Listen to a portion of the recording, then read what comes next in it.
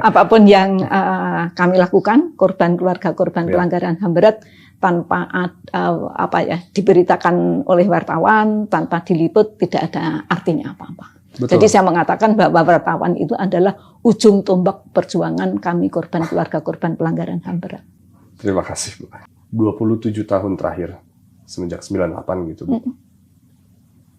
Hidup menjadi kebalikannya untuk Ibu. Ya, saya pernah mati rasa. Saya tidak bisa merasakan apa-apa. Artinya jauh dari kalau kata bahagia. Setelah wawan, tetapi terus kemudian saya merasakan akhirnya ketika saya berserah diri, ya hidup itu seperti air mengalir. Semasa Wawan masih ada, sekarang punya cita-citanya, punya cita-cita. Terus Wawan juga punya cita-cita nanti akan menjadi itu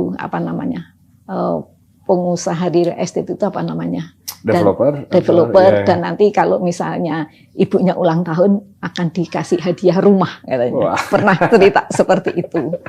Nah, terus kemudian setelah Wawan meninggal dunia, saya sempat merasakan mati rasa, saya tidak bisa merasakan apa-apa. Senang tidak mungkin, sedih juga tidak bisa merasakan. Untuk bertemu dengan orang saja saya tidak bisa. Sehingga saya pernah memutuskan untuk berhenti bekerja, tetapi kemudian tahun 98 itu terjadi krisis ekonomi, kemudian banyak orang kasih nasihat, jangan keluar. Sekarang ini banyak orang di PHK, dan dia juga secara psikologis banyak yang terganggu. Ya. Akhirnya saya terus bekerja, dan ketika banyak orang yang menolong saya, banyak orang yang baik hati dengan saya, banyak orang yang menyemangati, akhirnya terjadilah saya seperti ini. Yang bisa merasakan kembali.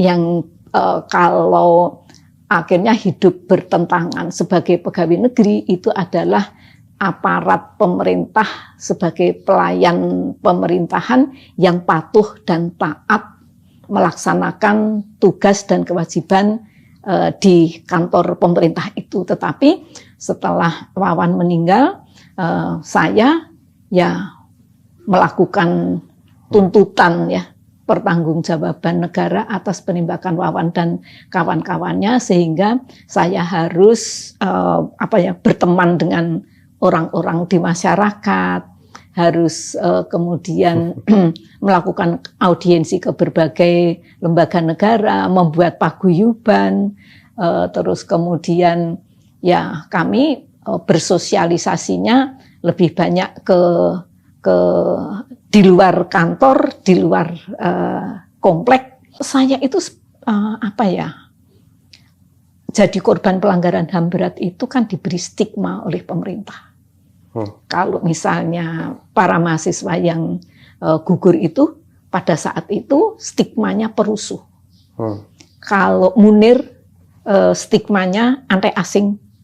Terus kalau korban 13-15 Mei 98 stigmanya penjara. Kalau 65 stigmanya PKI. Dan itu semua kasus tapi diberi stigma seperti itu. Keluarga bukan pelaku, bisa dibilang, ya kan, ibu dari Wawan gitu. Iya, keluarga korban. Stigmanya pun turun ke ibu berarti. Ya, saya tidak rela dong anak saya dituduh sebagai seorang perusuh. Padahal pada tahun 98 itu di negara Indonesia ini mengalami krisis multidimensi, baik krisis ekonomi dan juga krisis moral para penguasa. Baik. Banyak orang korupsi, betul. Banyak orang melakukan, penguasa-penguasanya melakukan nepotisme, kolusi untuk melanggengkan kekuasaannya. Dan itu didemo oleh mahasiswa, dan akhirnya Pak Harto sendiri menyatakan berhenti menjadi presiden juga karena demo mahasiswa, walaupun dia berkuasa selama 32 tahun 72 hari. Wow. Kalau kita ke hari itu, Bu, mungkin bukan di bulan Mei-nya, tapi kita ke Novembernya, Bu. Kita ke lebih tepatnya 13 November. Ya. Semua masih keingat jelas, Kak, Bu? Ya, pada saat itu mahasiswa berdemonstrasi menolak sidang istimewa MPR. Jadi tuntutan mahasiswa itu turunkan Soeharto dari jabatan presiden dan laksanakan 6 agenda reformasi. 6 agenda reformasi itu yang pertama adalah adili Soeharto dan kroni-kroninya, yang kedua berantas korupsi, kolusi, dan nepotisme, yang ketiga tegakkan supremasi hukum, yang keempat cabut difungsi ABRI. ABRI itu TNI Polri di era Orde Baru. Betul. Kemudian laksanakan otonomi daerah seluas-luasnya, dan yang keenam itu amandemen Undang-Undang Dasar 45. Jadi peristiwa Semanggi 1 13 November 98 dan peristiwa Semanggi 2 24 September tahun 99 itu adalah proses gerakan mahasiswa dan rakyat mengawal pelaksanaan agenda reformasi dan demokrasi. Dan Wawan menjadi salah satu yang katanya sudah diincar, Bu. Ya. Dari berdasarkan intel yang hadir pada saat itu gitu. Ibu sebagai seorang ibu sudah mewanti-wanti Wawan gitu untuk ya jangan keluar, tetap di kampus, kalau bisa tetap di rumah gitu. Memang ini anak susah mendengarkan atau gimana Ibu pada saat itu? Kami orang serumah itu orang yang senang dengan diskusi. Yeah. Dan hasil diskusi itu dipatuhi. Oke. Jadi waktu itu saya bilang begini, pada saat mahasiswa Trisakti ditembak, kami orang serumah ketakutan. Kemudian saya kasih nasihat ke Wawan. Wawan harus bisa menyesuaikan ibu sebagai pegawai negeri, Wawan sebagai mahasiswa yang setiap hari mahasiswa itu gelombang demonstrasinya dari hari ke hari semakin membesar. Ibu sebagai pegawai negeri itu harus menjadi anggota Korpri. Anggota Korpri itu underbownya Golkar. Golkar itu mesin politiknya Pak Harto. Rumah yang kita tempatin ini pemberian dari pemerintahan Orde Baru. Gaji ibu yang kita pakai untuk keperluan sehari-hari itu juga pemberian dari pemerintah. Gitu. Tetapi rupanya Wawan itu dia benar-benar seorang aktivis. Bagi saya Wawan adalah seorang pejuang reformasi dan demokrasi. Ketika saya melarang demonstrasi, Wawan mengadakan seminar. Di mana? Jadi di kampus dia mengadakan seminar. Jadi kalau ada perkenalan mahasiswa baru berkali-kali, Bona Sigalingging anak hukum, dia itu cerita. Wawan itu anak ekonomi, tetapi mengadakan seminar di Fakultas Hukum. Di gereja dia juga mengadakan diskusi publik dengan menghadirkan Pak Arbi Sandit itu dosen UI, dia pengamat politik, dan Romo Sandiawan itu adalah seorang pastor yang dia mendampingi keluarga korban dari kasus 13-15 Mei 98, kasus 27 Juli, penggusuran tempat tinggal, penggusuran pedagang kaki lima, dan lain sebagainya. Nah, terus kemudian Wawan itu ketika hari Jumat tanggal 13 November itu kan hari Jumat. Itu kami sudah mewanti-wanti, sebenarnya sebelumnya itu kami sudah berembuk. Sidang istimewa MPR itu kan tanggal 10 sampai 13 November 98. Hari Jumat seminggu sebelum ditembak, Wawan itu operasi sinus. Hari Sabtu Wawan boleh pulang. Kemudian hasilnya bagus. Hari Senin kontrol. Hasilnya bagus, Wawan minta diantar ke kampus. Ibu, anterin ke kampus gitu. Kok ke kampus sih? Atma Jaya kan udaranya kotor, banyak kendaraan lalu lalang. Rumah sakit di mana? Rumah sakit Sumber Waras. Oke. Terus kemudian Wawan cuman mau kasih tahu ke teman Wawan supaya dia yang buka seminar. Tapi waktu itu saya nggak ngeh kalau Wawan itu penyelenggaranya ya. Penyelenggara seminar. Wawan kalau cerita seminar itu cuman ceritanya gini, Bu, tadi Bu seminar Bu, makanannya enak-enak Bu, satenya gede-gede. Tapi Wawan kan panitia Bu, kalau makan duluan kan nggak enak. Giliran mau makan satenya sudah habis. Jadi kalau Wawan itu ke kampus pakai kemeja, berarti dia mau seminar. Tapi konteks seminarnya tidak dikasih tahu apa? Kalau konteks seminarnya memang tidak kasih tahu ya. Tidak kasih tahu, tetapi saya baca di buku kuliahnya itu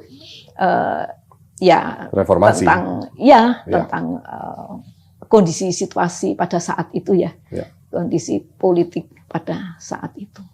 Dan Wawan ketika hari Jumat itu, Wawan dari pagi cerita teman-temannya memakai ID card tim relawan untuk kemanusiaan, dan ada kesaksian juga yang mengatakan sekitar jam 10 pagi Wawan bersama 6 temannya menetralisir gas air mata di udara dengan menyemprotkan air hidran yang ada di halaman kampus Atmajaya. Terus pada saat itu terjadi penembakan para mahasiswa, juga kesaksian yang saya dapatkan, pada saat itu tentara masuk ke dalam kampus Atmajaya, ada korban jatuh, Wawan kasih tahu, Pak, itu ada korban, boleh ditolong atau tidak? Oh boleh, silahkan. Kemudian Wawan mengeluarkan bendera putih dari dalam tasnya, yang isinya obat-obatan, sampai sekarang belum saya buka. Kalau saya buka sedikit baunya obat masih tercium. Wawan melambai-lambaikan bendera putih. Pada saat Wawan akan mengangkat korban, Wawan ditembak. Jadi Wawan ditembaknya di halaman kampusnya, tepat di dada sebelah kiri, mengenai jantung dan parunya. Dan ID card tim relawan itu baru saya temukan tahun 2017. Sampai sekarang saya belum membuka barang-barang peninggalan Wawan semuanya. Biarkan saya memproses itu dulu. Ya, biar berproses. Biar hidup ini seperti air mengalir. Wow. Ibu ditelepon siapa pada saat itu? Mula-mula namanya Ivon.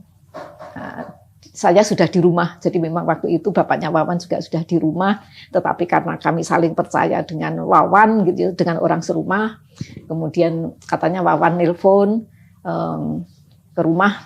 Katanya juga telepon ke kantor, tapi saya udah pulang karena waktu itu ada himbauan oleh Menhankam Pangap 98 Pak Wiranto bahwa sekolah-sekolah supaya anak-anak dipulangkan, toko-toko supaya tutup, situasinya sedang tidak aman. Nah, terus kemudian bapaknya Wawan pulang duluan.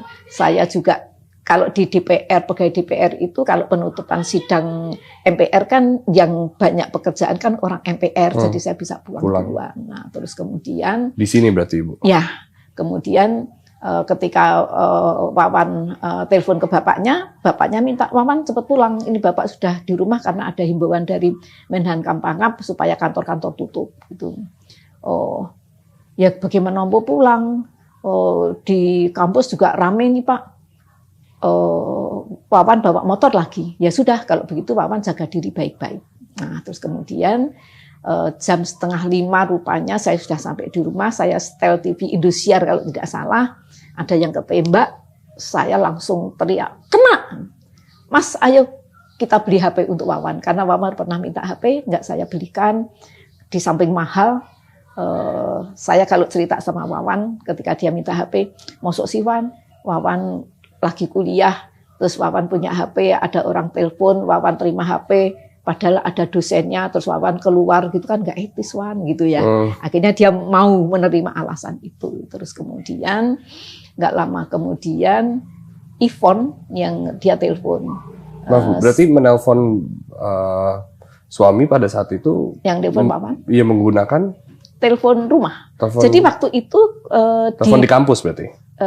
Telepon kampus. Jadi Wawan itu menjadi anggota BPM yang fasilitasnya katanya ada ruang AC-nya, terus kemudian ada teleponnya yang setiap saat kami bisa telepon-teleponan. Ya. Kemudian? Terus kemudian ada orang telepon, dia bilang namanya Ivon, Tante ini rumahnya Wawan, ada yang kena ya? Gitu. Wawan di mana? Tante tenang saja di rumah. Ivon akan cari Wawan, kalau sudah ketemu, Ivon akan segera telepon ke Tante. Nggak lama kemudian yang telepon Romo Sandiawan. Nah ketika yang telepon Romo Sandiawan, saya langsung teriak-teriak. Saya kan orangnya nggak pernah, saya tahu nggak pernah ketemu Romo Sandiawan. Saya tahu nama Romo Sandiawan itu kan dari koran, dari majalah, gitu ya. Gitu. Nah terus telepon, saya langsung teriak-teriak. Terus udah nggak dengerin lagi, teleponnya direbut sama bapaknya Wawan. Terus kami diminta untuk segera ke rumah sakit Jakarta karena Wawan terkena tembakan. Gitu. Pada saat itu belum tahu bahwa Wawan sudah meninggal dunia? Ya, kita nggak tahu. Doa saya sepanjang jalan, ya selamatkanlah Wawan, lindungilah Wawan. Yang katanya sempat ditahan ABRI dulu, Ibu katanya. Untuk melewati jalur. Oh ya, jadi waktu itu saya berempat, saya, bapaknya Wawan, adik saya, sama suaminya juga polisi. Terus kemudian keluar Tomang Tol itu di situ kan yang ke arah Gatot Subroto ditutup pakai kawat berduri, banyak polisi, banyak tentara. Saya turun, saya bilang, Pak, saya mohon bantuannya, anak saya kena musibah, sekarang di rumah sakit Jakarta, supaya saya bisa segera tiba di rumah sakit Jakarta. Bapak mau pakai kendaraan sendiri atau bareng di mobil saya, silakan. Oh, nggak bisa, Bu, nggak bisa. Gitu. Pak, saya ini kan sedang kesusahan. Saya kan warga negara Indonesia, masa Bapak nggak bisa nolong? Kalau tidak dibukain kawat berduri ini saja atau mau diantar bersama, saya senang sekali. Nggak bisa. Kalau Ibu memaksa, silakan menemui yang baju hijau. Kemudian saya ke tentara, saya bilang, Pak, anak saya kena musibah, ditembak sekarang di rumah sakit Jakarta. Saya minta bantuannya bagaimana supaya saya segera tiba di rumah sakit Jakarta. Oh, tidak bisa, Bu, tidak bisa. Ibu jangan membuat perhatian massa. Gitu. Saya warga negara Indonesia. Saya ambil KTP. Ini KTP saya. Saya pegawai negeri di Sekretariat Jenderal DPR. Ini kartu nama saya. Saya mohon bantuan Bapak supaya saya segera tiba di rumah sakit Jakarta. Oh, nggak bisa, Bu. Ibu segera tinggalkan tempat ini. Ibu jangan memancing, membuat kerusuhan massa datang ke sini. Terserah Ibu mau lewat di mana. Saya dari rumah sampai di ujung Jalan Garnisun, saya orang Katolik, saya berdoa namanya doa Rosario. Nah, setelah saya itu di Tomang itu ya, saya naik kendaraan lagi, saya berdoa lagi, tiba-tiba ada kayak kata-kata gitu yang kemudian saya mengatakan, selamat jalan, Wan. Langsung saya teriak, tidak Tuhan Yesus, tolonglah anak saya. Tidak Bunda Maria, tolonglah anak saya, selamatkanlah Wawan. Gitu. Nah, terus akhirnya sampai di ujung Jalan Garnisun itu sebelum Atmajaya, waktu itu kan tidak hujan, tetapi di aspal itu basah ya. Terus sudah ada sinar lampu, memang terlihat itu bola-bola api dan juga suara tembakan. Nah, kemudian saya melihat di atas langit di itu ke arah jembatan Semanggi itu seperti itu pelangi, mungkin pantulan dari aspal, api dan juga air ini ya, gitu, aspal yang basah sama sinar masih ada sinar matahari sedikit, masih ada apa namanya lampu-lampu sudah menyala gitu ya. Nah, di depan Atmajaya itu sepi, tetapi di ujung Jalan Garnisun itu banyak orang yang lalu lalang seperti orang ketakutan gitu ya. Mobil pun juga ada yang berlawanan arah gitu. Nah, terus akhirnya saya mau turun, adik saya yang ngelarang. Ini situasinya bahaya, Mbak harus sabar gitu. Suara tembakan terus menerus gitu. Nah, akhirnya setelah sampai di rumah sakit Jakarta, di tangga itu, di tangga sebelum ke lobi itu banyak anak-anak muda yang duduk-duduk di situ. Saya tanya, Dik, saya ibunya Wawan. Wawan di mana? Wawan mahasiswa Atmajaya. Katanya Wawan ketembak gitu ya. Oh, Wawan, mari Bu diantar gitu ya. Nah, berarti terus Wawan terkenal di semua kampus berarti. Di rumah sakit ada suster 20 tahun meninggalnya Wawan, saya mengadakan doa di rumah. Ada suster Carolus yang dia bilang, Wawan itu namanya terkenal di rumah sakit Carolus dan di rumah sakit Mitra Keluarga. Gitu. Bahkan di dua rumah sakit terkenal deh. Ya, setiap ke rumah sakit Wawan selalu minta obat-obatan untuk teman-temannya yang demo gitu. Nah, terus kemudian ternyata ketemu suster perawat keluar dari lift, anak muda ini tanya, Wawan di mana suster? Wawan di basement gitu. Pikiran saya basement itu kalau rumah sakit kan kamar jenazah. Kamar jenazah, kalau di perkantoran kan untuk parkir ya. Nah, sampai di basement banyak orang yang meluk saya, dinasihatin saya supaya sabar gitu ya. Ya, saya kan terus semakin teriak-teriak ya, semakin teriak-teriak. Iya, saya kan mau ketemu Wawan di mana? Tapi ibu tenang ya, ibu harus kuat. Dibuka pintu kamar gitu. Di dalam ada beberapa keranda, ada 3 yang ada isinya anak muda. Salah satunya adalah Wawan. Kemudian kerandanya dibuka, saya raba dari ujung kepala sampai ke ujung kaki. Wawan tidur lelap seperti orang matanya terpejam ya, seperti tidur terlelap. Kemudian perutnya tipis gitu. Terus di jempolnya, 2 jempolnya itu diikat pakai kain putih. Terus kemudian tangan saya ke atas lagi, Wan kamu lapar ya, perutmu tipis. Terus di dada ini sebelah kiri, kaosnya berlubang, saya buka. Oh Wan, kamu ditembak. Gitu. Nah lubang dadanya Wawan itu hanya selebar puntung rokok, di pinggirannya ada luka bakar, kaosnya darahnya tidak banyak. Terus saya berdoa, dalam pikiran saya Wawan sudah meninggal, bawa pulang, tangannya sudah dilipat, matanya terpejam, tangannya dilipat, 2 jempol kakinya diikat pakai kain putih. Wawan sudah meninggal, ya sudah berdoa, bawa pulang. Saya ke bagian administrasi, saya bilang, Suster, saya ibunya Wawan meninggal dunia sekarang di basement. Saya minta tolong dihitung berapa biayanya, Wawan akan saya bawa pulang. Silakan tunggu Bu. Nggak lama kemudian saya dipanggil.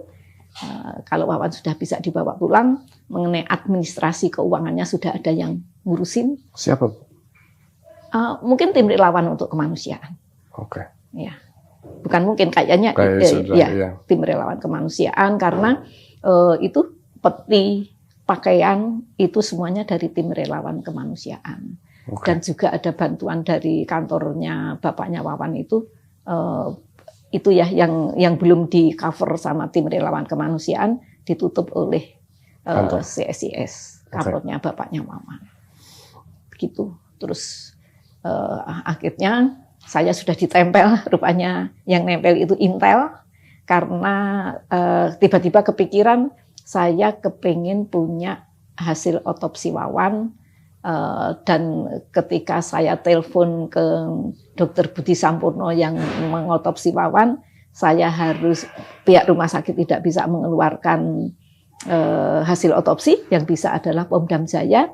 Saya diminta untuk menemui namanya Pak Wempi Hapan, Kabag Sidik Pomdam Jaya, kantornya di daerah Manggarai. Saya ke sana, begitu saya ketemu Pak Wempi, kata-kata Pak Wempi pertama, dia bilangnya apa? Saya hafal sekali kaos Wawan. Wawan pakai kaos Tintin, yang minta Wawan diotopsi itu saya. Nah, terus saya ingat pada hari Jumat malam itu, saya sudah ditempel orang yang memaksa Wawan diotopsi. Otopsi itu katanya penting, saya melarang. Terus ketika dia mengatakan bahwa otopsi itu operasi kecil, saya tanya sama pastor, saya sudah didampingi pastor, saya bilang, Romo, kalau orang Muslim itu kalau meninggal dunia katanya nggak boleh ada benda asing di dalam tubuhnya. Kalau untuk orang Katolik bagaimana? Terus Romonya mikir gitu, terus terserah ibu. Nah, terus akhirnya ketika Pak Wempi itu bilang operasi kecil, ya silahkan kalau memang itu penting. Kemudian dia bilang, otopsinya tidak bisa di Rumah Sakit Jakarta, harus di RSCM. Nah, akhirnya dibawa ke RSCM. Begitu keluar dari Rumah Sakit Jakarta, di depan kampus Atmat Jaya, mobilnya ditembakin. Nah, sopir ambulannya teriak-teriak. Tundukkan Ibu kepala. ada di dalam ambulan? Ada, saya di belakang saya, bapaknya Wawan sama orang tim relawan kemanusiaan, yang di depan itu adik saya sama anggota tim relawan kemanusiaan. Saya sama bapaknya Wawan di belakang. Terus kemudian ada bapak-bapak yang teriak-teriak, tundukkan kepala, mobil kita ditembakin berkali-kali. Nah, itu pun supir itu juga ketemu tahun 2000. Saya membuat polis asuransi kendaraan. Nah, Wahana Tata. Nah, orang Wahana Tata itu temannya ada yang kasih tahu ke namanya Pak Nur. Ini polis asuransi ini punya orang tuanya Wawan, mahasiswa Atmajaya yang ditembak dalam Semanggi 1 gitu. Dia bilang katanya, alhamdulillah saya akan bertemu bapaknya Wawan. Bapak itu namanya Pak Nur. Wow. Yang nyopir itu waktu ketemu bapaknya Wawan yang ditanya pertama-tama apa? Bapak ingat nggak dulu yang membawa ambulan yang teriak-teriak tundukkan kepala, mobil kita ditembakin, itu saya Pak. Gitu, itu masih ketemu. Jadi kalau misalnya sekarang ini pemerintah beralasan untuk tidak membawa perkara penembakan Wawan dan kawan-kawannya, alasannya kurang saksi, kurang bukti, itu tidak betul. Tidak Baik, betul. Fungsi otopsi apa Bu pada saat itu? Sebenarnya kalau menurut saya nggak ini ya. Karena kan semuanya sudah jelas, ada bukti tembak, luka bakar. Betul, dan waktu selesai militer. Otopsi itu Pak Budi Sampurno dia mengatakan, saya dikasih lihat ininya, pelurunya kecil. Beliau militer atau enggak saya kan nggak tahu. Okay. Tapi Dokter Budi Sampurno mengatakan Wawan meninggal dunia karena ditembak dengan peluru tajam standar militer di dada sebelah kiri mengenai jantung dan parunya. Ini pelurunya Ibu gitu. Saya suruh megang, saya nggak mau. Bapaknya Wawan mau pegang. Saya bilang saya nggak mau pegang, Dok, itu kan yang membunuh anak saya. Kalau begitu peluru ini peluru canggih ya Dok. Mengenai canggihnya saya tidak tahu, tetapi baru pertama kali ini saya melihat jenis peluru seperti ini. Okay. Gitu. Dan ketika itu semua terjadi Bu, dalam satu hari, mungkin semua terjadi dengan sangat cepat gitu Bu. Betul. Apa yang terjadi? Bagaimana caranya Ibu bisa mungkin menyadari semua itu sedang berlangsung? Karena pasti otak kemana-mana gitu Bu pada saat itu. Otak saya nggak kemana-mana. Dari kantor saya diberi cuti besar selama 3 bulan. Orang kepegawaian yang datang ke rumah. Selama 3 bulan saya mojok di ruang tamu tempat Wawan disemayamkan, nangis, baca kitab suci, berdoa sambil nunggu koran Kompas untuk mengetahui perkembangan tentang peristiwa penembakan, kalau Pak Habibie bilangnya penembakan mahasiswa di Semanggi. Nah, terus kemudian ya tiba-tiba itu apa ya namanya ya saya nggak ada keinginan. Rasa dendamnya ada Bu, mencari tahu siapa dendamnya yang sama membunuh. Siapa? Yang membunuh. Saya tidak tahu yang membunuh siapa. Berarti tidak ada rasa penasaran dan merasa dendam untuk mencari. Justru pada saat malam ketika sudah sunyi, saya ditemani sama tetangga yang sekantor gitu. Dia kasih nasihat, Mbak jangan gila ya. Itu pesennya itu. Gila itu memalukan. Mbak kan di kantor kan ada teman kita yang gila, malu kan gitu. Dan Mbak jangan marah kepada Tuhan. Dan saya mendoakan untuk yang nembak Wawan. Tuhan Yesus, jamahlah dia yang menembak Wawan, agar dia mengenal kasih dan cintamu yang agung. Bunda Maria, bimbinglah dan tuntunlah dia yang menembak Wawan, agar dia mengenal kasih dan cintamu. Itu doa saya. Dan saya ketika saya memutuskan untuk bekerja gitu ya, akhirnya kan terus saya tidak tahu ya, tiba-tiba terus kemudian ada adik saya kasih tahu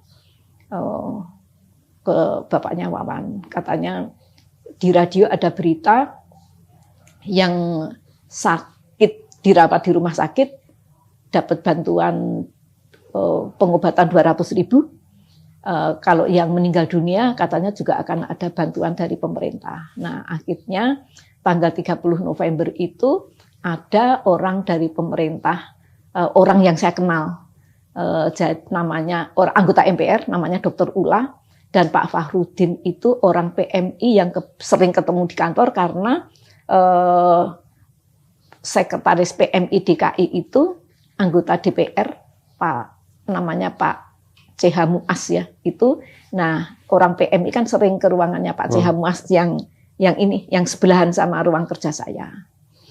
Nah begitu datang dia terus, oh Mbak, kami dapat tugas dari pemerintah melalui Departemen Sosial Ibu Yustika Baharsyah untuk menyampaikan bantuan duka untuk Wawan itu. Nah terus saya kan sebelumnya kan ketika sudah dikasih tahu adik saya, kami kan mikir-mikir diterima atau enggak, kalau diterima untuk apa gitu ya. Walaupun saya juga kekurangan ya, tapi maksud sih nyawa manusia, anak lagi ditukar dengan nyawa, ditukar dengan uang ya, ditukar dengan uang. Nah terus kemudian kami mikir-mikir kalau diterima di mana, di rumah atau di sebuah kantor dengan mengundang wartawan atau bagaimana. Nah saya di rumah sendiri, bapaknya Wawan ke kantor. Karena di kantor kan juga banyak email yang masuk ya untuk mengucapkan bela-sungkawa ke kami sekeluarga. Nah terus akhirnya bantuan duka itu berupa selembar cek nilainya 5 juta. Kemudian tidak ada wartawan? Nggak ada. Dokter Ula, Pak Fakhrudin orang dari PMI, ada lagi orang PMI dari DKI 2 orang kayaknya, terus sama PMI Jakarta Barat. Baik. Nah, terus kemudian saya ke belakang berdoa, Tuhan Yesus tunjukkanlah apa yang seharusnya saya lakukan. Bunda Maria, tolonglah saya. Terus kemudian saya bilang begini, saya mau menandatangani tanda terima ini kalau Dokter Ula dan Pak Fakhrudin selaku orang dari PMI mau menyumbangkan ke yang nembak Wawan. Wah sulit nyarinya gitu. PMI nggak punya uang gitu. Disumbangkan saja ke PMI. Ini juga ada PMI Jakarta Barat. Masalah sumbangan untuk PMI di lemari itu ada 3 kantong plastik isinya amplop belum saya buka. Kalau memang memerlukan bantuan saya akan membantu pada saatnya nanti. Nah kalau sulit berikan kepada aparat ABRI yang bertugas pada hari Jumat tanggal 13 November di sekitar kampus Atmajaya sekitar jam 5 sore. Oh susah nyari kesatuannya. Kalau begitu diberikan saja kepada 167 prajurit yang ditahan di Pom Dam Jaya. Akhirnya sebelum saya masuk kerja saya ke PMI nanya ya bantuan duka untuk Wawan itu disumbangkan kepada siapa? Dia bilang masih disimpan, belum disampaikan kepada siapa-siapa karena sulit untuk mencari kesatuannya. Terus kemudian 2 tahun kemudian anak-anak mahasiswa membuat film, kami ke PMI untuk mencari data-data. Kemudian saya tanya uang sumbangan Wawan untuk yang nembak Wawan diberikan kepada siapa? Aduh lupa naruhnya. Ya sudah, nggak tahu dikemanakan. Itu artinya masih merasa bahwa harus memberikan aksi mulia kepada seseorang yang membunuh Wawan. Ya, kenapa saya tidak mikir seperti itu, tidak mikir seperti itu. Jadi ketika memang pada saat itu kan wartawan banyak orang yang menanyakan ya apakah ibu dendam, apakah ibu memaafkan. Jawaban saya saya dendam dengan siapa? Saya tidak tahu siapa yang menembak Wawan. Saya memaafkan kepada siapa, saya tidak tahu yang menembak Wawan. Berarti kalau bukan dendam atau rasa penasaran, Bu, mengapa berdiri di depan istana setiap hari Kamis? Nah karena proses, itu berproses juga. Jadi terus setelah ada itu ya, dapat bantuan dari pemerintah itu, terus kemudian tiba-tiba kepikiran saya kepingin mendapatkan fotokopi hasil otopsi Wawan. Saya telepon ke Rumah Sakit Cipto, Dr. Budi Sampurno tidak ada, terus kemudian orang RSCM baik-baik sekali. Nah, terus kemudian Saya dikasih nomor telepon rumahnya di Kemanggisan. Terus kemudian saya telepon ke rumah yang menerima Ibu Dr. Budi Sampurno, juga orangnya baik. Akhirnya Dr. Budi Sampurno telepon ke saya, dia mengatakan bahwa rumah sakit tidak berhak untuk mengeluarkan fotokopi hasil otopsi. Bahkan ke keluarga? Ya. Bahkan ke keluarga? Iya, tidak boleh. Yang berhak mengeluarkan adalah Pomdam Jaya. Ibu bisa menemui Kabag Sidik Pomdam Jaya, namanya Pak Wempi Hapan. Akhirnya sebelum saya masuk kerja, kami bertiga, saya, bapaknya Wawan, sama Irma, ke Pomdam Jaya, ketemu sama Pak Wempi Hapan untuk meminta fotokopi hasil otopsi itu harus melalui Komandan Pomdam Jaya. Waktu itu namanya Pak Komandan Pomdam Jaya itu Pak Hendarji Supanji. Begitu saya waktu itu keluar kantor ya, saya nunggu sampai lama. Begitu saya sampai di ruang kerjanya Pak Hendarji itu, boro-boro disuruh duduk. Dia marah-marah. Mobil saya digedor-gedor sama mahasiswa. Mobil saya dikejar-kejar sama para mahasiswa. Dipukul-pukul sama para mahasiswa. Pak, tetapi anak saya ditembak dan meninggal. Gitu. Nah, akhirnya saya disuruh duduk, kemudian saya sampaikan, saya mohon kepada Bapak Komandan hasil fotokopi hasil otopsi Wawan. Oh, tidak bisa. Hasil otopsi Wawan baru bisa dikeluarkan kalau sudah dipakai untuk persidangan. Sampai sekarang tidak ada persidangannya, persidangannya, tapi persidangan Pengadilan Tata Usaha Negara Jakarta ketika saya menggugat Jaksa Agung Hindarman Supanji, menang di tingkat pertama tetapi kalah di tingkat banding. Ya. Hanya karena Ibu tidak melakukan dokumen banding ya, Bu? Ya, surat administrasi banding ke atasan Jaksa Agung itu tidak boleh memakai surat terbuka. Begitu. Nah, terus kemudian tetapi akhirnya saya mendapatkan hasil fotokopi otopsinya Wawan itu pada saat DPR membentuk Pansus Trisakti Semanggi 1 dan Semanggi 2. Jadi kalau alasan bukti material, bukti formil nggak ada, loh yang nyimpen pelurunya siapa? Ya. Yang nyimpen hasil otopsinya siapa? Kan semuanya pemerintah. Saksi-saksinya masih banyak yang hidup. Berarti balik ke pertanyaan saya, Bu. Untuk apa Ibu berdiri di depan istana setiap hari Kamis? Nah, itu akhirnya prosesnya. Kemudian saya kepingin tahu kenapa Wawan ditembak. Seperti apa para tentara dan polisi itu di dalam menghadapi orang-orang yang berdemonstrasi. Berarti saya harus turun ke jalan.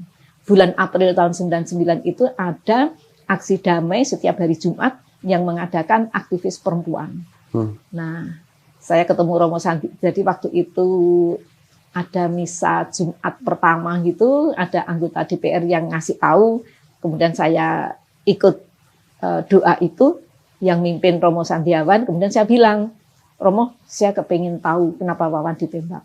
Kenapa, seperti apa tentara polisi di dalam menghadapi para demonstran. Berarti Ibu harus turun ke jalan, demo gitu. Iya, saya mau demo.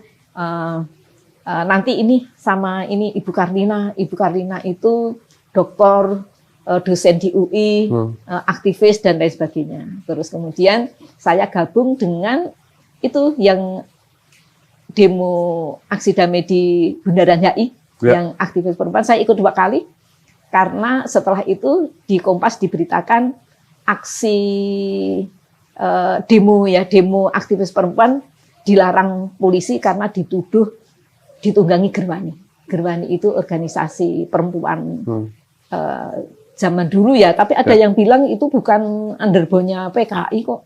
Ada yang bilang seperti itu. Bukannya Ibu sebelum itu diskusi dulu dengan Ibu Suciwa, istri dari almarhum Munir? Munir belum meninggal. Itu kan belum. Masih tahun 99. Iya, nah, terus kemudian saat itu ada anak tim relawan kemanusiaan yang dia kasih tahu, Ibu besok ada pertemuan korban Mei gitu ya. Kalau ibu mau datang silahkan. Akhirnya saya ikut nih.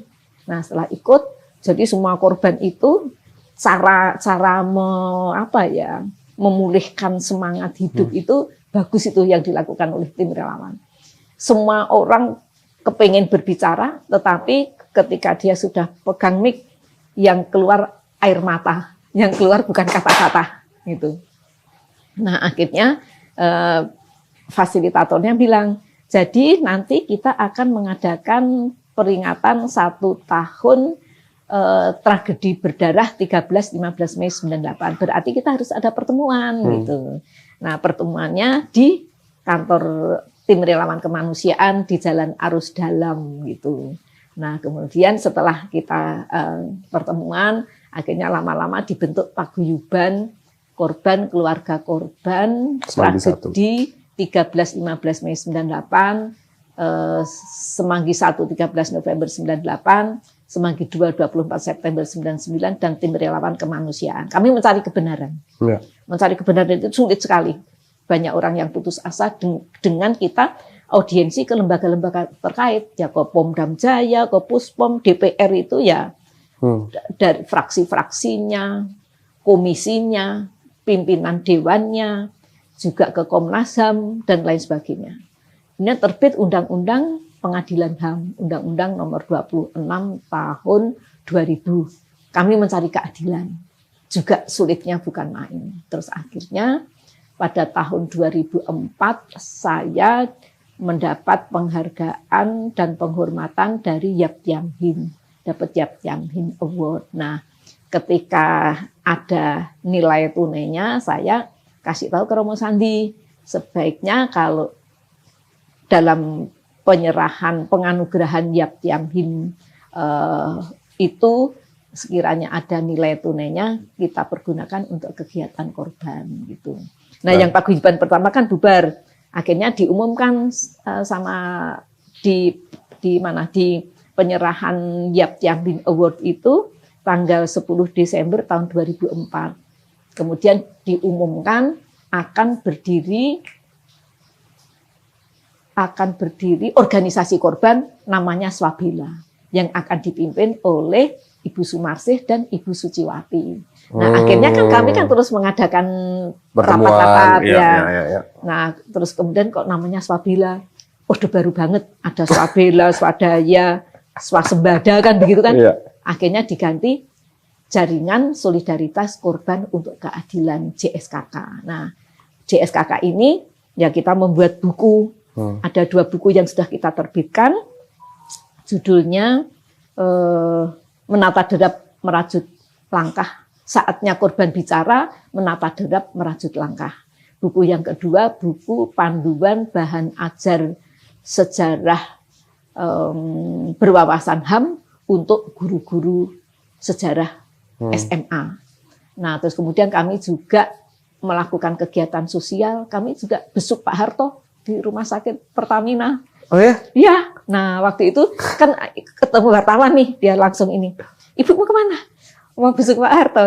Udah, Ibu jangan nanya-nanya ya. Ikutin saya saja. Nah, dia ngambil jalan mundur nih, ngambil gambar jalan mundur. Nah, terus setelah itu, udah Ibu masuk aja. Jangan nanya-nanya saya ya Bu. Akhirnya saya masuk, diterima dengan baik itu oleh bagian administrasi. Terus kemudian kami membawa bunga. Bunganya bunga mawar, setiap tangke tulisannya kasus-kasus pelanggaran HAM berat. Nah, kami kan lantainya kan di lantai 5 itu. Nah, kami masuk lift nih. Berarti Pak Hartonya nggak tahu tuh Bu? Pak Hartonya kan di lantai 6 ya. Iya. Nah, terus kemudian nggak tahu. Nah, itu kan terus sampai di atas ini ada perintah. Ini ide siapa Bu? Buka. Di rapat, di dalam rapat. Jadi memang soalnya kita kan tidak hanya, kita juga besuk ke korban bom Bali, korban bom Natal kan gitu. Ketika Pak Harto sakit ya udah kita tengokin kan gitu. Iya. Nah, terus kemudian kita disuruh turun nih. Liftnya langsung nggak boleh langsung turun. Nah, saya orang-orang pada keluar, Mbak Suci saya pegang tangannya. Akhirnya liftnya naik kan. Kita pencet lantai 5, kita sempat ngisi buku tamu, kita sempat naruh beberapa bunga. Ada fotonya. Gitu. Di koran Kompas ada fotonya. Itu pernah melakukan seperti itu. Terus kemudian juga pernah dulu kan ada open house kalau Lebaran. Iya di rumah Pak Harto.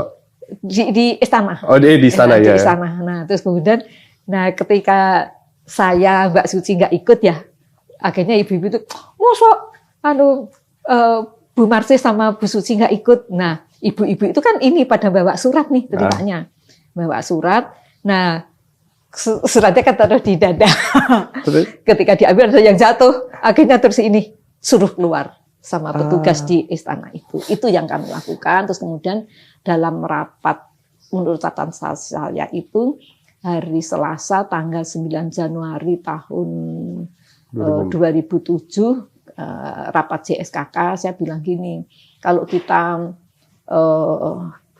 bikin buku terus, kita sosialisasi hak asasi manusia ke sekolah-sekolah, ke kampus-kampus, ke masyarakat, terus kapan kita advokasinya?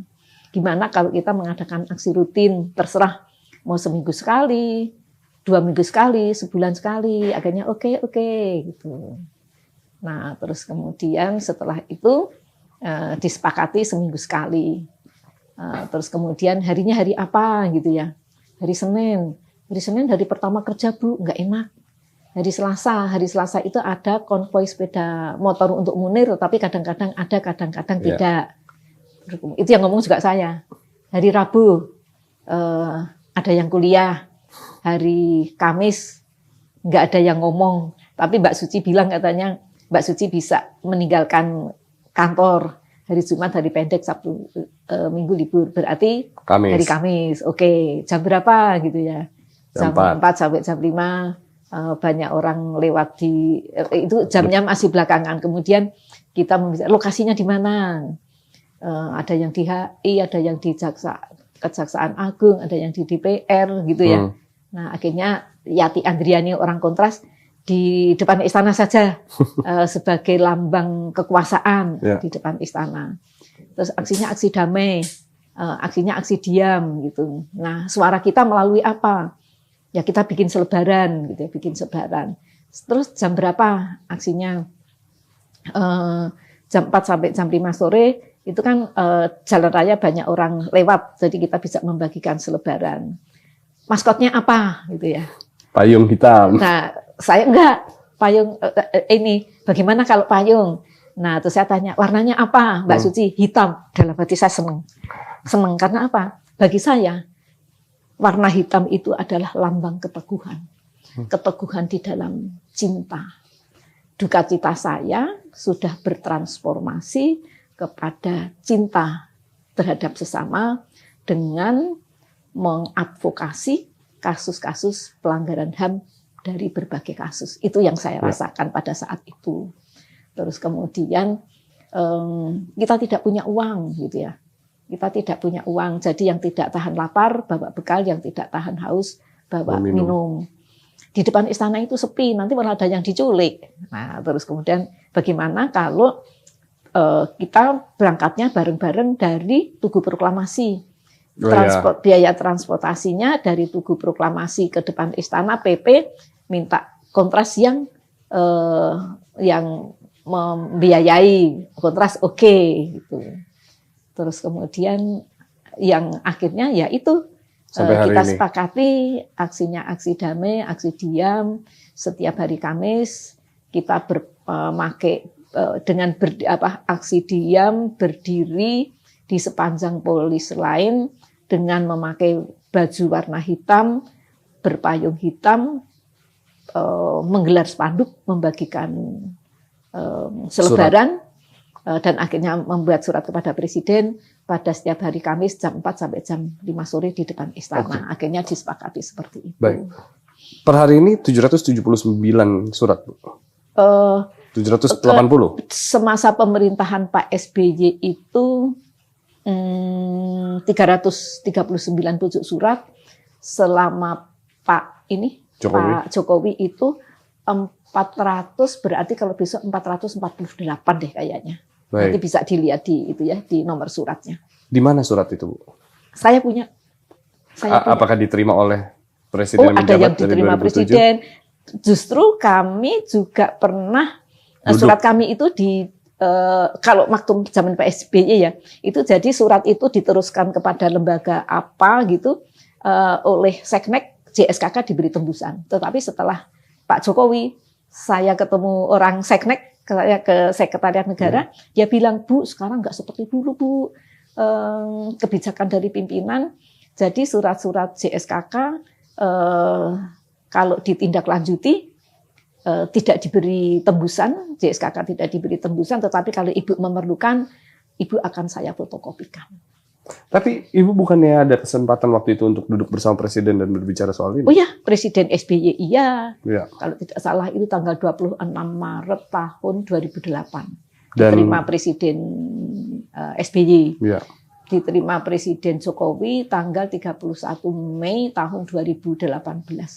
Dan di situ ada kesan lega, seingat saya pada tahun itu, bahwa akan ditindaklanjuti katanya kasus ini, kasus HAM.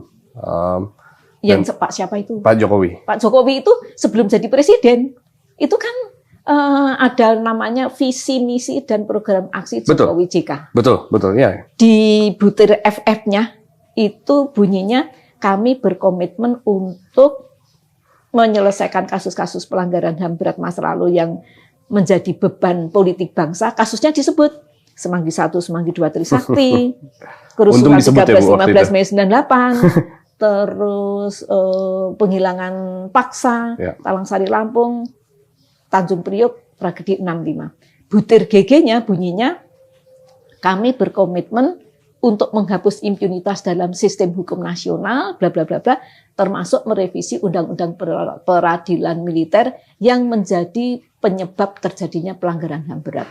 Saya kampanye, ayo pilih Jokowi. Baik. Terus aksi Kamisan dipakai untuk ini. Kampanye untuk kampanye Metro TV. Betul. Ya, terus itu kan pemilu 2014 itu kan hari Rabu. Hari Kamisnya, hari Rabu itu hasil quick count-nya stagnan, Pak Jokowi menang. Hari Kamis saya minta refleksi, saya akan berhenti aksi Kamisan karena saya percaya penuh yakin Pak Jokowi akan menepati janjinya. Baik. Tetapi tidak. Berarti sempat memuji-muji Jokowi? Oh iya. Loh, itu kan yang namanya artikel di Kompas yang judulnya Revolusi Mental. Wow, ini kan menyemangati rakyat Indonesia dan banyak akhirnya menang ya. Tetapi setelah periode pertama kemudian ngangkat Pak Luhut Binsar Panjaitan yang adalah orang Golkar. Saya sudah mulai pudar. Mempertanyakan. Iya, mulai bertanya-tanya. Karena apa? Karena Golkar itu adalah partai yang didemo oleh mahasiswa untuk dibubarkan. Betul, yang milik Soeharto. Ya, mesin politiknya Pak Harto. Melihat keakraban beliau, Pak Jokowi, dengan Prabowo Subianto, berapa? 6 bulan terakhir? 8 bulan terakhir? Loh, kedekatannya kan sudah lama. Betul, kedekatannya sudah lama. Saya pemilu 2019 itu ya, saya di Twitter, di Instagram, saya mengatakan Jokowi itu pelindung pelanggar HAM berat. Ketika kemudian si Prabowo itu diangkat menjadi Menteri Pertahanan. Nah, tentang Prabowo itu kan di masyarakat itu kan beredar yang namanya video pemecatan si Prabowo dari keanggotaan Kopassus. Juga beredar surat Dewan Kehormatan Perwira tentang pemecatannya si Prabowo. Dan pengakuannya juga. Tanggal 11 Januari tahun 2023, si Pak Jokowi selaku Presiden Jokowi sebagai Presiden atas nama negara mengakui terhadap tragedi 98, 12 perkara pelanggaran HAM berat termasuk penghilangan orang secara paksa, penculikan aktivis pro-demokrasi yang dilakukan oleh Prabowo. Berarti ketika itu berarti ya sebenarnya Pak Jokowi ini yang mengacau balukan demokrasi di Indonesia. Berarti melihat keakraban mereka yang sudah lama dan belakangan ini mungkin bisa bilang mengendorse Pak Prabowo gitu secara diam-diam. Enggak diam-diam. Terbuka. Ya, secara terbuka baik kita secara terbuka anaknya menjadi wakil dan kemungkinan besar melantik beliau dalam waktu dekat. Perasaannya gimana, Ibu? Dalam politik itu kan dalam 5 menit, dalam 1 menit pun kan berubah ya. Berarti Ibu memaklumi? Ya, saya memaklumi. Apalagi Pak Jokowi ini adalah yang dia itu menyatakan diri, dia itu adalah lahir karena reformasi, menjadi wali kota karena reformasi, menjadi gubernur karena reformasi, menjadi presiden karena reformasi, dan dia bilang tidak mungkin saya mengkhianati reformasi dan demokrasi. Tetapi kenyataannya kan Pak Jokowi kan mengkhianati reformasi dan demokrasi. Ya, betul. Prosesnya kan saya sudah bisa membaca sejak awal pemerintahannya. Nah, tetapi ini tidak boleh dibiarkan. Saya sebagai ibunya Wawan yang merasakan pada tahun 98 itu sudah banyak teman-temannya yang meninggalkan perjuangan.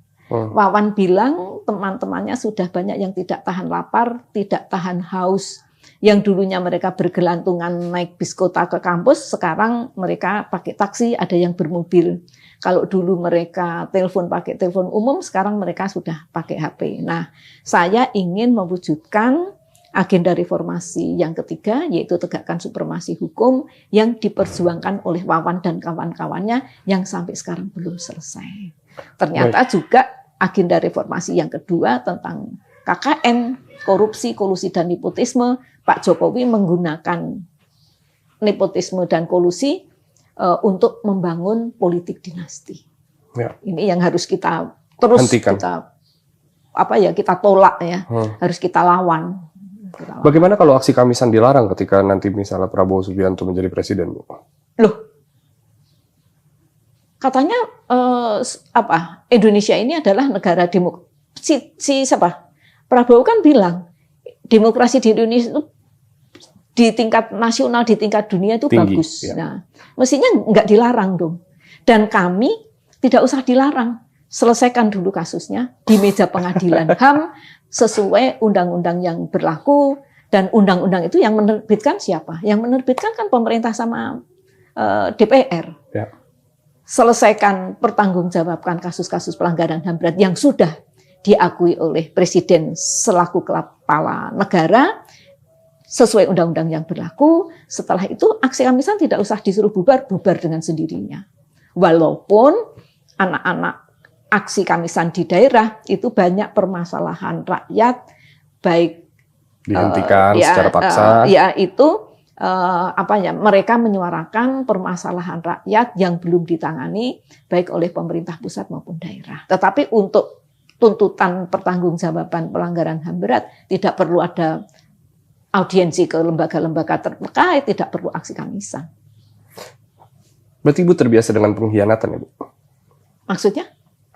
Salah satu figur yang sempat diwawancarai Wawan juga adalah Budiman Sujatmiko. Dikhianati maksudnya? Iya, dikhianati. Terbiasa dikhianati. Iya, betul. Kayak Budiman Sujatmiko perannya yang mengendorse Pak Prabowo Subianto juga mungkin salah satu aksi yang sangat ironis gitu. Loh, Wawan itu pernah cerita. Wawan bersama 3 orang temannya, Wawan, Stanley, sama Ivon itu bukan Ivon, namanya siapa itu yang perempuan gitu ya? Itu wawancara dengan Budiman Sujatmiko di LP Cipinang.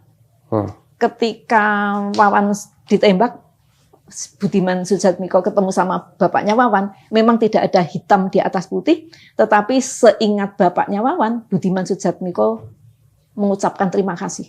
Kalau Wawan tidak ditembak, Budiman tidak keluar dari penjara. Kata-kata seperti itu.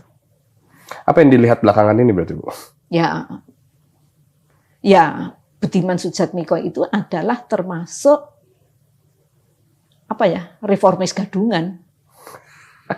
Jadi sejak tahun 98 itu kan sudah ada istilah reformis gadungan. Artinya dia itu menggunakan perjuangan reformasi itu tidak untuk kepentingan rakyat banyak, tetapi untuk kepentingan pribadi untuk mendapatkan kekuasaan. Dan butuh waktu yang cukup lama ya untuk kita menyadari itu, Bu?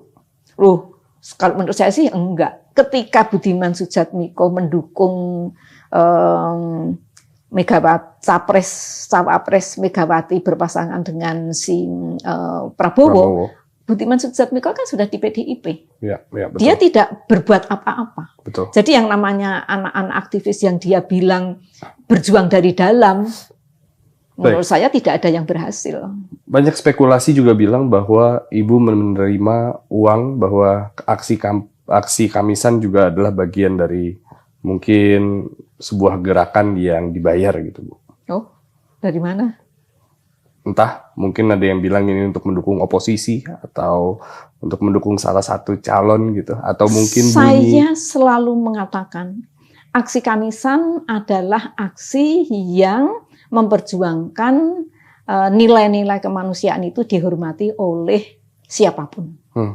Jadi kalau ada orang refleksi menyinggung-nyinggung masalah partai, masalah politik, saya bicara. Saya itu di aksi Kamisan jarang bicara. Ya. Bicara bila mana perlu untuk diklarifikasi. Izin saya bertanya, Bu. Berapa penghasilan Ibu selama 17 tahun berdiri di aksi Kamisan, menerima uang seberapa banyak? Penghasilan dari mana? Saya dapat pensiunan, dapat uang pensiun bahkan ya. Saya tadi kan bilang, untuk aksi Kamisan kita tidak punya uang. Ya. Jadi di dalam aksi Kamisan itu untuk bikin spanduk, untuk fotokopi selebaran, kami ini pernah bantingan. Kita rapat, saya bilang, saya habis dari KBR 68H wawancara, saya dapat uang transport, seingat saya dapat 125.000 dipotong pajak ya. Ini untuk keperluan kegiatan kita. Mbak Suciwati punya buku tabungan BCA yang sudah mau habis. Ini tabungan BCA saya diterusin aja untuk nyimpen uang dari Bu Sumarsih. Namanya Pak Korban 65, Pak Heru. Ya. Bu, saya punya uang 50.000. Taruh di meja. Dan setiap saya, Mbak Suci, diundang ke Metro TV, diundang diskusi, dikasih transport, kita masukkan ke tabungan. Kita punya tabungan JSKK atas nama Sumarsih dan Suciwati. Untuk bergerak setiap hari Kamis?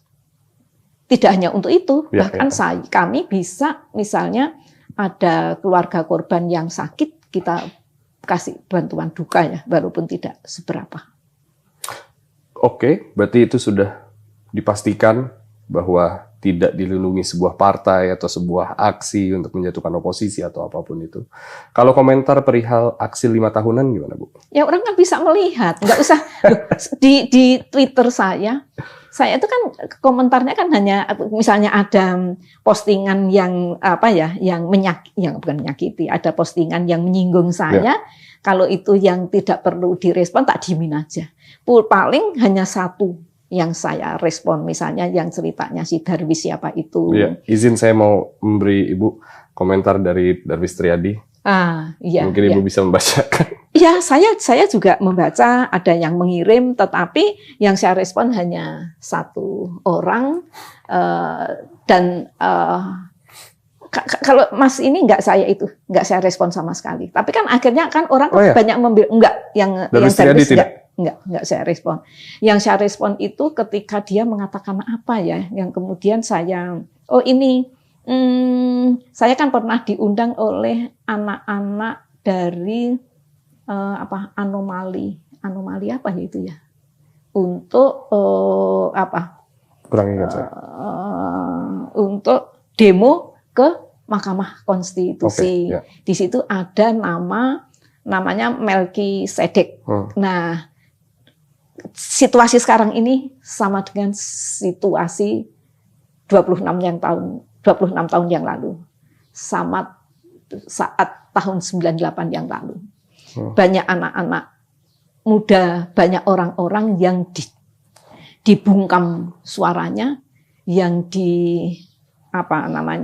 yang dibunuh karakternya, yang ditembak, dibakar dan lain sebagainya. Sama dengan sekarang. Nah, si Melki ini kan dituduh melakukan tindak kejahatan seksual. Nah, saya di Twitter itu Kan banyak orang tuh pokoknya melarang jangan datang di acara demo dengan anak-anak anomali gitu ya, anomali apa namanya gitu. Di situ ada fotonya si Melki juga. Tapi saya tetap datang di dalam pikiran saya. Melki ini adalah orang yang dibunuh karakternya karena Melki itu kritis. Wawan juga pernah masuk di dalam daftar bais 5 orang, Wawan nomor 1 yang akan dihabisi. Nah, pikiran saya seperti itu. Tidak tertutup kemungkinan ada perempuan yang dideketin sama sengaja dipasang dipasang supaya nyenggol si Melki, terus dia bikin laporan kalau si Melki melakukan kejahatan seksual gitu. Makanya saya datang. Nah, saya ada yang Twitter yang melarang gitu, saya bilang situasi saat ini dengan tahun 98 sama. Banyak orang yang dibunuh karakternya, dibungkam suaranya, dibakar, ditembak, dan lain sebagainya. Akhirnya kan jadi rame itu. Hanya itu saja akhirnya terus diam dengan sendirinya. Nggak perlu masalah-masalah yang yang memojokkan saya itu nggak perlu Saya ingin mengutip Ibu di aksi Kamisan 805 kemarin gitu. Ketika diwawancara media, Ibu bilang bahwa anak muda harus bersiap-siap untuk diculik. Oh iya. Untuk siap-siap ditembak, siap-siap mati gitu. Ya, jadi kalau sampai sekarang kami masih menuntut pertanggungjawaban pelanggaran HAM berat itu dibawa ke meja pengadilan, orang yang bersalah itu ya harus dihukum, harus dibuat jera, agar ada jaminan tidak terjadinya keberulangan pelanggaran HAM berat di masa depan. Kita bisa melihat, setelah peristiwa Semanggi 1, ada Semanggi 2. Setelah ada peristiwa Abepura, ada Wasior, ada Wamena, ada Paniai. Di Aceh juga ada beberapa kasus terjadinya kekerasan aparat. Itu saya ngomong begitu, ini kenyataan. Kalau menurut saya kebenaran itu bersinar. Jadi apa yang saya orangnya jujur, apa yang saya katakan saya bertanggung jawab karena saya berpengalaman di dalam menghadapi penguasa yang tidak menjunjung tinggi nilai-nilai kemanusiaan. Walaupun itu diatur di dalam Undang-Undang Dasar 45. Bahwa perlindungan, penghormatan, pemajuan, penegakan, dan pemenuhan hak asasi manusia di tangan negara, terutama pemerintah. Ibu, mungkin pertanyaan terakhir saya. Kematian itu kan sesuatu yang terjadi. Betul. Saya tidak terbayang bagaimana seorang orang tua melihat anaknya meninggal. Gitu. Tidak ada di benak pikiran saya gitu, bahwa sakitnya seperti apa gitu. Dan yang Ibu lalui itu luar biasa kuat, luar biasa menyakitkan, dan masih berjuang sampai sekarang gitu, masih berjuang, masih berdiri. Ini berkat Iyas dan kawan-kawan semua juga yang menyemangati saya. Pasti, semoga saya bisa terus menolong Ibu. Cuman tidak bisa dipungkiri juga bahwa kita tidak selamanya hidup di dunia gitu. Betul. Ibu, apa yang mau ditinggalkan buat kita nanti gitu? Ketika Ibu tuh sudah tidak ada. Ketika Ibu mungkin merasa bahwa tugas saya sudah cukup gitu, apa yang bisa kita lakukan untuk membantu Ibu melaksanakan itu sebelum Ibu pergi gitu? Ya, kalau saatnya nanti saya akhirnya meninggal, yang akan saya berikan kepada anak-anak muda melalui aksi Kamisan adalah jadilah pemimpin yang menjunjung tinggi nilai-nilai kemanusiaan. Karena masa depan bangsa dan negara itu ada di tangan anak-anak muda. Jadilah pemimpin yang benar-benar memperjuangkan rakyat agar hidup adil, makmur, damai, dan sejahtera. Jangan jadi pemimpin, jangan jadi presiden, jangan jadi wakil presiden yang seperti dilakukan oleh Presiden Jokowi, yang dilakukan oleh Prabowo, oleh Gibran, yang membuat janji rakyat akan memberikan makan dan susu gratis, tetapi ternyata sampai sekarang belum menemukan anggaran itu akan diperoleh dari mana. Dan jangan lupa untuk anak-anak pemimpin yang akan datang, bahwa yang dikelola untuk negara itu adalah uang rakyat, bukan uang dari mana-mana. Dari rakyat dikembalikan untuk rakyat, jangan dikorupsi. Ibu Sumarsi, terima kasih banyak sudah berada di sini. Saya juga terima kasih. Terima kasih. Semoga bermanfaat. Amin, pasti. Terima kasih banyak.